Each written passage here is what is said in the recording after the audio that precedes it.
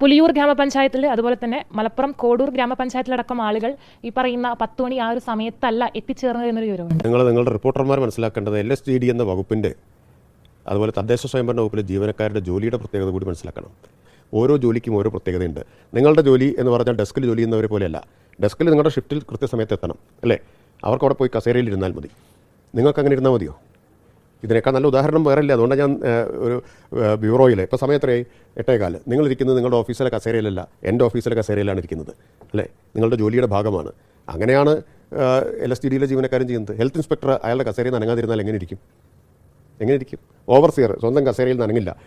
അങ്ങനെ അയാൾ കാര്യങ്ങൾ വല്ലതും നടക്കുമോ? അപ്പോൾ അത് മനസ്സിലാക്കണം. അത് ഒന്ന് റിപ്പോർട്ടർമാരോട് കാര്യങ്ങളൊക്കെ പഠിച്ചിട്ട് വേണം പോകാൻ എന്നൊന്ന് പറയുന്നത് നല്ലതാണ്. അതോടൊപ്പം ഒരു കാര്യം കൂടി പറയണം. പോകുന്നതിൽ തെറ്റില്ല, ഈ കാര്യങ്ങളെല്ലാം പരിശോധിക്കുന്നതിനും തെറ്റില്ല.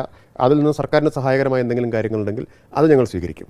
പക്ഷേ പോയിട്ട് നിങ്ങൾ ആ രേഖ എടുക്കൂ, രജിസ്റ്റർ ഒന്നെടുത്ത് കാണിക്കൂ എന്നൊന്നും പറയുന്നത് ശരിയല്ല. അതൊന്നും നമുക്ക് നിയമവിരുദ്ധമാണ്. ഒരു രജിസ്റ്ററും പോയിട്ട് പരിശോധിക്കാൻ ഒരു റിപ്പോർട്ടർക്കും അധികാരമില്ല. തദ്ദേശ വകുപ്പിലെ ജീവനക്കാരിൽ നല്ലൊരു വിഭാഗം ഫീൽഡിൽ പോകേണ്ടവരാണ്. നികുതി പിരിക്കാൻ പോകേണ്ടവർ, ഹെൽത്ത് ഇൻസ്പെക്ടർ ഫീൽഡിൽ ജോലി ചെയ്യേണ്ടതാണ്. അസിസ്റ്റൻറ്റ് എഞ്ചിനീയർ, ഓവർസിയർ എന്നൊക്കെ പറഞ്ഞാൽ ഫീൽഡിൽ പോയിട്ട് പ്രവർത്തിക്കേണ്ടവരാണ്. അപ്പോൾ അവർ കസേരയിൽ ഇരിക്കുന്നുണ്ട് എന്ന് പറഞ്ഞാൽ ഫുൾ ടൈം അവർ കസേര തന്നെയാണ് ഇരിക്കുന്നതെന്ന് പറഞ്ഞാൽ അവരവരുടെ ജോലി ചെയ്യുന്നില്ല എന്നാണ് അർത്ഥം. എന്താണോ അവരുടെ യഥാർത്ഥ ജോലി അത് ചെയ്യുന്നില്ല എന്നാണ് അർത്ഥം. അത് മനസ്സിലാക്കാതെയാണ് കസേരയിൽ ആളുണ്ടോ ഇല്ലേ എന്ന് നോക്കിയിട്ട് ഈ പരാതി ഉന്നയിക്കുന്നത്. പല ജില്ലകളിലും ഒരു പഞ്ചായത്തിൽ കണ്ടു, നമ്മൾ മാധ്യമപ്രവർത്തകർ പുറത്തുണ്ട് എന്ന് അറിഞ്ഞിട്ടും വൈകി വന്ന പല ജീവനക്കാരും ബാക്കിലൂടെ അല്ലെങ്കിൽ പുറകുവശത്തുകൂടെ കയറിയ ഒരു സംഭവം നടക്കുന്നുണ്ട്. പല പഞ്ചായത്തെന്ന് പറഞ്ഞാൽ പറ്റില്ല. നിങ്ങൾക്ക് കൃത്യമായിട്ട് ഇന്ന സ്ഥലത്ത് എന്ന് പറഞ്ഞാൽ പരിശോധിക്കാം.